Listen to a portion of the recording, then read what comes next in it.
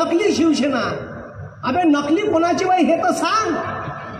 ज्या बाळासाहेबांनी शिवसेना निर्माण केली, लायण्याची मोठी केली, त्या माणसाला ऑटो रिक्षापासून मुख्यमंत्री मंत्रिपदापर्यंत नेलं आणि त्याची शिवसेना तुम्ही म्हणून राहिले तर नकली आहे.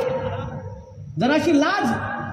आणि जो जिरेटॉप ज्या माणसाच्या डोक्यात घातला, या भारतामध्ये मणिपूरमध्ये स्त्रियाची नग्न धिंड निघाली, 2 महिने इंटरनेट बंद होतं, मणिपूर पेटून होतं, हे लक्षात ठेवा.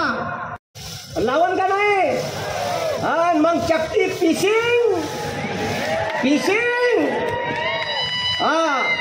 तो म्हणते ना स्वतः मैं फकीर हूँ, झोला लेके चल गए. चोटक्या आमच्या गळ्यात टाके झोला.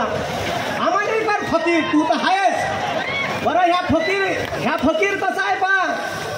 यानं आता इलेक्शनचा फॉर्म भरला वाराणसीत. याच्या ॲफिडेव्हिटमध्ये यानं याचं उत्पन्न दाखवलं 3 करोड. 3 करोडचा फकीर असू शकते का.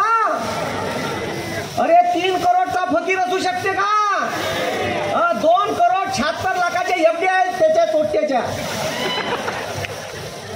3 करोडचा फकीर. बरं आता इथून 6 महिन्याच्या अगोदर controller and auditor general of India भारताचा कॅग जो ऑडिट करते त्याचा अहवाल आला.